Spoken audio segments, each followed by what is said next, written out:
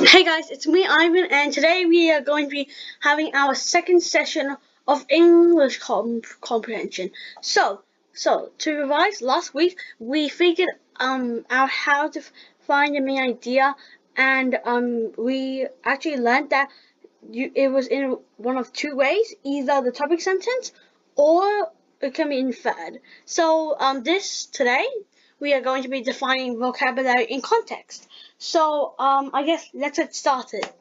So what is defining vocabulary in context?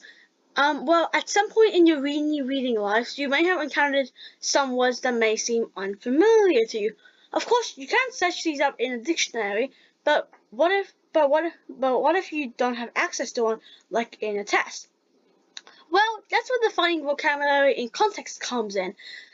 So it's essentially trying to use the text surrounding a certain phrase to try to define that phrase. And the reason why it's really important is in certain conditions where you can't use a dictionary or don't have access to one, such as a test, you have to define words because there will be no doubt some meanings of words in questions that you may not understand because that's a very common question in both selective and the OC test. So that's why defining vocabulary in context is really important. So how do you define vocabulary in context? So that I believe there are four steps. First, look at the sentences after and before the sentence that the phrase is in. Um, I'll show you guys examples later. Then try to see whether the word is positive or negative. But that's the second step. Third, read the paragraph that the word is in to try to find it more so that you can get a rougher meaning of the word. And I guess keep repeating it until like you can understand a little of it or like understand enough of it to look at the answers and be able to make an educated guess. Yeah, because again, that's a very common question in a selective school test, and there's no doubt that you won't know all the words that they give you. So, these are sample problems. So, this is sample problem 1 and 2. Um, you can pause the video if you want to try do them yourself, but I'm gonna go over it now. So to cheer up the hallway, Rachel embellished the children's bedroom doors. She painted carnival circus pictures on her son's door and pasted seashells on hers. Embellished?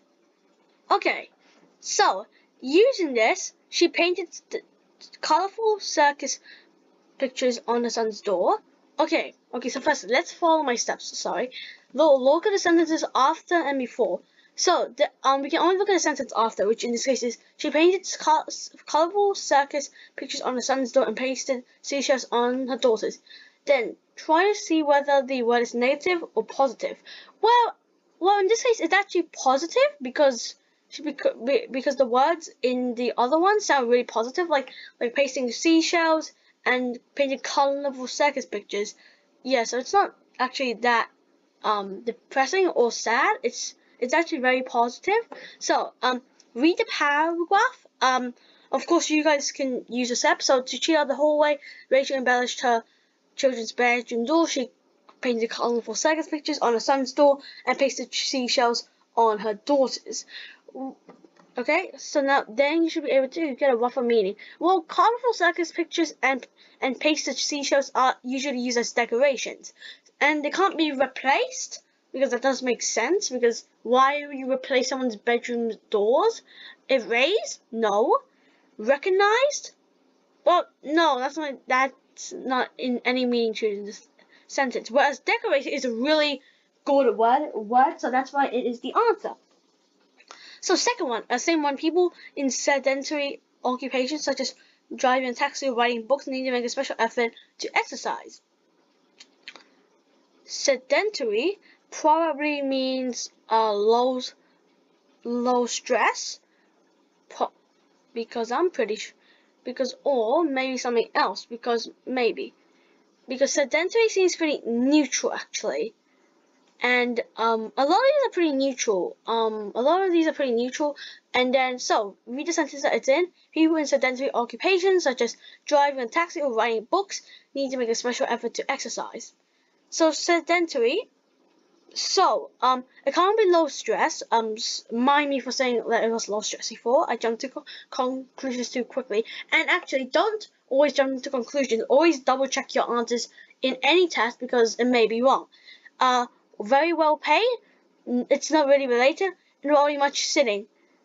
Yes, because if it says that they need to make a special effort to exercise, then it means that they aren't exercising by doing the job already, meaning that it must involve them being somewhat lazy, which is in sitting, and artistic doesn't make any sense, since driving taxi isn't that really that artistic. So, yeah. So, I think C's our answer again. And our third sample problem is our neighbor has such an abrasive personality. He can't seem to get along with people without frequent outbursts and quarrels. Abrasive means okay. So if you read this, it's negative, and of course abrasive. So it must be somewhat similar to having frequent quarrels and outbursts. It can't be quiet and sweet. That's no way, because quarrels don't happen to people that are quiet and sweet. Cool? No. Analytical has nothing to do with this because A and B are antonyms to the answer, but D is a negative one, and therefore it's the perfect answer for this third problem. So I think that just brings our video to a close today. I hope you guys have had a fun time watching this, and I hope you guys learned something. Next time we're going to be learning how to differentiate between facts and opinions. I hope you guys have a nice day and have fun learning.